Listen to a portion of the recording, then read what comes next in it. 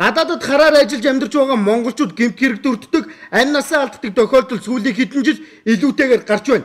Монголчууд гадаадд хэрэг төгд орооцолтлоо, амь насаа алдлаа гэхэд тэдний эрх ашиг хамгаалдаг байгууллага нь ажлаа нэг л хийж өгөхгүй байна. Жишээ нь хэдэн жилийн өмнө Малайз улсад амь насаа алдсан Алтан туяа гэх бүсгүй хэрэг өнөөдрийг хүртэл шийдэгдээгүй байна. Мөн өнгөрсөн жил Солонгост ажиллаж байгаад мөн амь насаа алдсан бүсгүй хэрэг гээд тоочод байвал олон мянган хэрэг гарч ирнэ. Тэгвэл хамгийн сүүлд гэхэд Солонгост 6 жил хараар ажилласан 40 орчим настай монгол залууг Солонгосын цагдаа нар амь насыг нь бүрлэгсэн мэдээллийг Солонгост ажиллаж байгаа монголчууд бидэнд уцаар өгсөн юм аа. Солонгост вид хараар ажиллаж 6 жил ажилласан хөө 40 насны. За. Тэгээд яхад нэг ойлгуулыг ажиллаж штэ. Тэр хийжсэн хүн юм ба. Өглөө дэрийгээ хийгээд явсахдаа дөрүүлээ барьсан.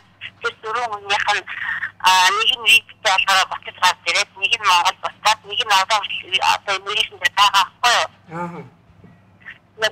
Тэр Монгол авсан одоо мөрийн дээр байгаа хүн хоёулаа мэдээж өгсөн байлаа. За ойлголоо гэж. Тэгээд ингээд хүн асуучлаа чинь дөө мэдээлэл өгөөгүй байгаа. Тэр хоёрчдын заалаа тэнцээ хоёрчдын заалаа өсчин дөө очиж мэдээж өгсөн байлаа. Энд ингээд хүн асуучлаа хөөж шалгаад өгөөч. Монгол хүн юм ингээд бацаараад ингээд насаа ястарын нөрчлөлтэй гэж мэдээж өгсөн. Солонгост ажиллаж байгаа монголчуудын хэлж байгаагаар нас барсан залуу ажилдаа явж байгаад баригдсан гин. Харин Солонгосын цагдаа нар баригдсан цагаас нэглэн дарамтж агааргүй битүү жижиг өрөөнд удаан хорсноос агаар дутагдж монгол залуу амь насаа алдсан байна. Түншлэн Солонгосын тал монгол залууг нас барсныг нуух гэж шууд задлан шинжилгээнд оруулж шарилыг нь буйшлах үүргийг хүртэл өгсөн гэдгийг хэлж байна. Тиймээс бид энэ хэргийн талаар гадаад хэргийн яамны консулын газраас тодруулах гэсэн боловч бидэнд мэдээлэл өгөөгүй маа. За тэгэхээр Солонгос улсад 6 жилийн хугацаанд хараар ажиллаж ирсэн монгол залуу за Солонгосод баригдаж за иммиграшн дээр харамсалтайгаар амь насаа алдсан хэргийн талаар за Солонгост ажиллаж амьдарч байгаа монголчуудаас бидэнд мэдээлэл өгсөн байгаа. За тэгээд энэ асуудлаар бид нэр гадаад хэргийн яамны консулын газраас тодруулах авсан боловч за гав үеиг дараах энэ талаар одоохондоо тодорхой мэдээлэл дутмаг байгаа. За тийм учраас мэдээлэл өгөх боломжгүй гэдэг хариултыг өглөө.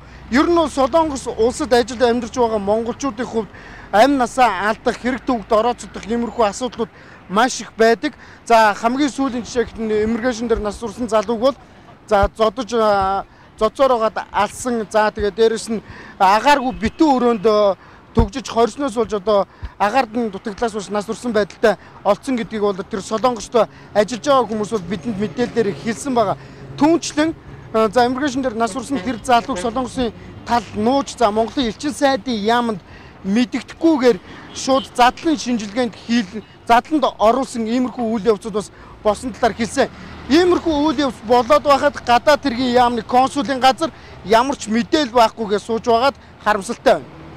Гадаадд ажиллаж амьдарч сурч боловсрож байгаа монголчуудын эрх ашигыг хамгаалагчтай газар нь мэдээлэл байхгүй гэж сууж байна. Тэгэхээр гадаадд байгаа монголчуудын эрхийг хэн хамгаалах вэ? Нөгөөдөөгөр Солонгосын цагдаа зодуулж дарамтлуулж амь насаа алдсан монгол залуугийн хэрэг араас Солонгост ажиллаж байгаа хэдэн монголчууд л явж байна. Энэ мэтчлэн гадаадын оронд амьдарч байгаа монголчууд эрхээ эдэлж чадахгүй амь насаараа хохирсон хэвээр байх уу? Солонгосын цагдаа зодуулж амь насаа алдсан залуугийн хэрэг Алтан туяа бүсгүй хэрэг шиг замхраад алга болох вэ? МБС Сумьяузар